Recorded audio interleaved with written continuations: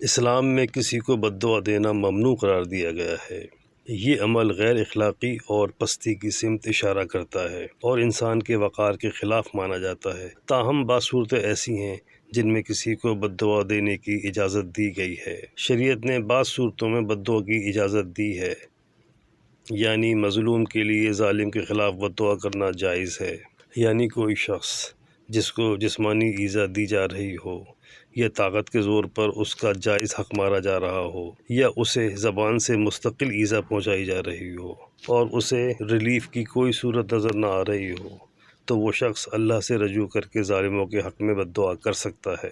گو کہ ہر صورت میں دشمن کو معاف کرنا افضل ہے۔ پھر بھی اگر بد دعا دی جا رہی ہو تو اس میں اعتدال ضروری ہے کہ جتنا ظالم نے ظلم کیا ہے اس کے خلاف اتنی ہی بد دعا کی جائے۔ مثال کے طور پر اگر کسی نے آپ کا مال ہڑپ کر لیا ہے تو اسے یہ بد دعا دینا کہ اس کی اولاد مر جائے، یہ درست نہیں۔ اسی طرح اگر کوئی آپ کو برے الفاظ کہتا ہے تو جواب میں اس کے معذور ہونے کی بد دعا دینا درست نہیں۔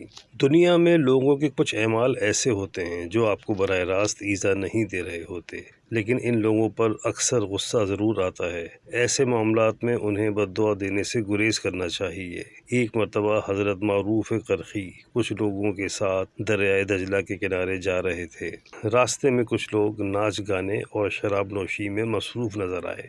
یہ دیکھ کر آپ کے ساتھیوں نے عرض کی کہ اللہ ان کو غرق کر دے۔ آپ نے ہاتھ اٹھا کر کہا، یا اللہ، جس طرح یہ اس جہاں میں عیش اور خوشی سے زندگی گزار رہے ہیں، اگلے جہاں میں بھی انہیں ایسا ہی عیش نصیب فرما۔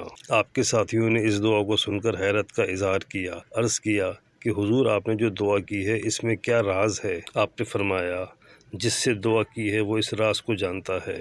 تھوڑی ہی دیر گزری تھی کہ وہ نوجوان شراب و شباب پھینک کر آپ کی خدمت میں حاضر ہو گئے اور اپنی حرکات پر معذرت کی اور توبہ فرمائی۔ اس واقعے کے بعد آپ نے اپنے ساتھیوں سے مخاطب ہو کر فرمایا، تم نے دیکھا کہ کسی کے غرق ہونے اور تکلیف پہنچے بغیر ہی ہمیں ہماری دعا کی مراد حاصل ہو گئی۔ دیکھا گیا ہے کہ کچھ لوگ غصے میں آ کر اکثر اپنے آپ کو بد دعائیں دیتے ہیں کہ اللہ مجھے اس دنیا سے اٹھا لے، یا میں اتنی مشکل میں ہوں، میں مر کیوں نہیں جاتا۔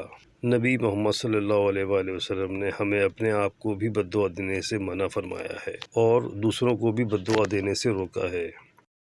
ارشاد فرمایا، تم نہ اپنے آپ کو بد دعا دو، نہ اپنی اولاد کو بد دعا دو، نہ اپنے اموال کو بد دعا دو، کہیں ایسا نہ ہو کہ یہ وہ گھڑی ہو جس میں اللہ پاک سے جس عطا کا بھی سوال کیا جائے وہ دعا قبول ہوتی ہو۔ ہمارے اعمال ایسے ہونے چاہیے کہ ہمیں لوگوں کی دعائیں ملیں، نہ کہ لوگ ہمیں بد دعائیں دیں۔ ہمیں ظلم کرنے اور مظلوم کی بد دعا سے بچنا چاہیے۔ سرور کائنات محمد صلی اللہ علیہ وآلہ وسلم نے ارشاد فرمایا، مظلوم کی بد دعا سے بچو کیونکہ وہ اللہ تعالیٰ سے اپنا حق مانگتا ہے اور اللہ تعالیٰ کسی حقدار کو اس کے حق سے محروم نہیں کرتا۔ ایک اور مقام پر ارشاد فرمایا، مظلوم کی بد دعا مقبول ہے اگرچہ وہ اللہ کا نافرمان ہی کیوں نہ ہو، کیونکہ اس کا یہ عمل تو اس کی اپنی جان پر ہے۔ بد دعا کے بارے میں ایک اور مسئلہ بڑا اہم ہے کہ کچھ لوگ بد دعا کو دوسرے کو ڈرانے کے لیے استعمال کرتے ہیں، یعنی لوگوں کو بلیک میل کیا جاتا ہے۔ آپ نے اکثر بھکاریوں کو کہتے سنا ہوگا کہ پیسے دو ورنہ بد دعا دوں گا۔ کچھ لوگ ان کی اس بات سے بے حد ڈر جاتے ہیں اور فوراً کچھ پیسے نکال کر دے دیتے ہیں۔ ایسا عمل بالکل درست نہیں، کیونکہ اس سے ان بھکاریوں کے ظالمانہ فعل کی حوصلہ افزائی ہوتی ہے، اور جہاں تک ان کی بد دعا قبول ہونے کا معاملہ ہے تو وہ انشاءاللہ قبول نہیں ہوگی، کیونکہ علماء نے احادیث کی روشنی میں واضح طور پر فرما دیا ہے کہ اگر کسی نے دوسرے پر کوئی ظلم نہیں کیا تو اس کے لیے کی جانے والی بد دعا کو اللہ پاک قبول نہیں فرمائے گا، بلکہ خود حضور صلی اللہ علیہ وآلہ وسلم نے ارشاد فرمایا، جو لوگوں کی ناجائز ہلاکت چاہتا ہے وہ خود سب سے زیادہ ہلاک ہونے والا ہے۔ ان اسلامی احکامات کی روشنی میں یہ واضح ہوتا ہے کہ دعا اور بد دعا کے معاملے میں اللہ اور اس کے رسول کے احکامات کس قدر واضح ہیں۔ خدا ہمیں ان احکامات کو درست طریقے سے سمجھنے اور ان پر عمل کی توفیق عطا فرمائے۔